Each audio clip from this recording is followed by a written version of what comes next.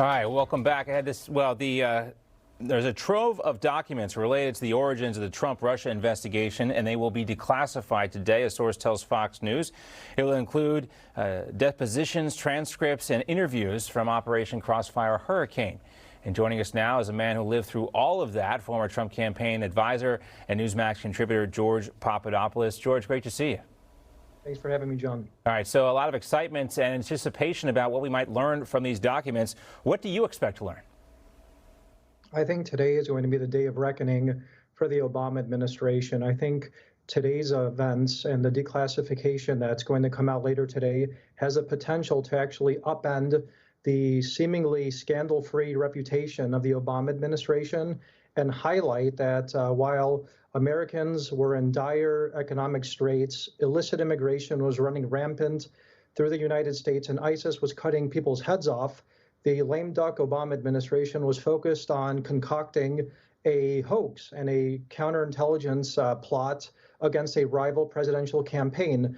I think this is going to be the most serious, damning information that's going to harm the Obama administration. It has the potential to focus and shine a different light on an incoming Biden administration, and we'll see how far this information actually impacts Joe Biden in the early stages of his presidency. Now, we've had you on the show so many times before, going back, I don't know how long, over a year. You, so many others have been calling on President Trump to declassify this information, a long time ago. Why do you think he waited so long?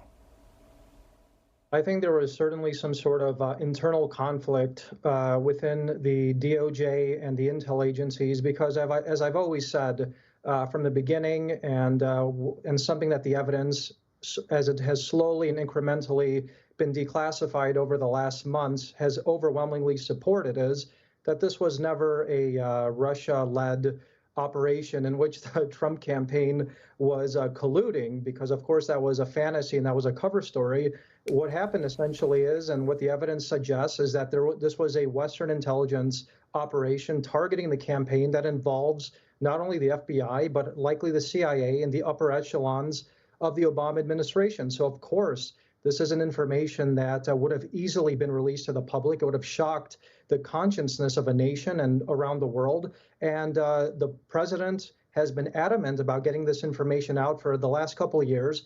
And the president himself has faced tremendous pushback from his own agencies to get this out there. So I don't think it's the president's fault. I think the bureaucracy and the entrenched deep states never wanted this out there. Today's going to be a bombshell moment for the world, the country, and I do think it's going to shock the conscience of this nation.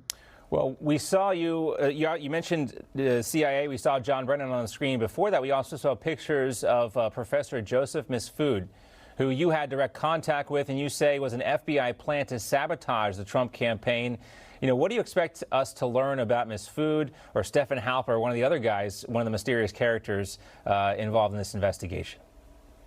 Well, I'm glad you brought up Mifsud, because there's actually been a lot of stuff and news coming out of Italy, including from the former Italian prime minister, who the last time he was in the headlines was when he threatened to sue me last year, which was actually a very bizarre situation to find myself in. And now this same prime minister or minister wants to collapse the Italian government and take control of the Italian intelligence services over there. So this is the individual who was actually the prime minister in 2016 when Joseph Mifsud was interacting with me. And it's no surprise that after John Durham and Attorney General Barr traveled to Italy to learn about this character, that's when John Durham's probe metastasized into a criminal investigation. So I think we're going to learn a lot about what Joseph Mifsud was really up to, who was handling him, and it's going to be a scandal. Regarding Stefan Halper, this is somebody that the American public has known about for a couple of years, but he's seemingly fallen off the face of the planet. He's somewhere in the UK, people think,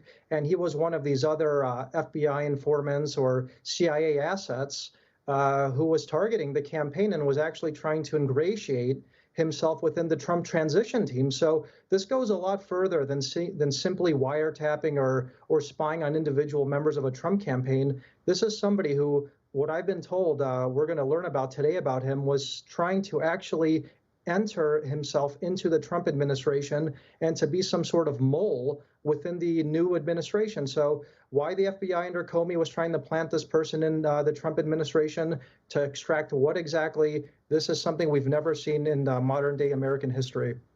George Papadopoulos, we'll see you soon. Thanks so much. Thank you, John.